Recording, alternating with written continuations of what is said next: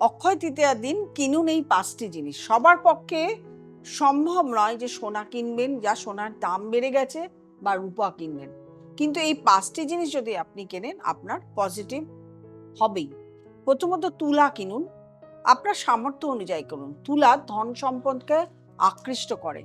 নুন কিনুন, নুন কিনে কিন্তু সেই দিনই খাবেন না, নুনও কিন্তু ধন সম্পদকে আকৃষ্ট করে। মাটির প্রদীপ কিনুন বা মাটির কলস কিনুন। মাটির প্রদীপ কিনে বাড়িতে সেই মাটির প্রদীপ জ্বালান, পজিটিভ হবে।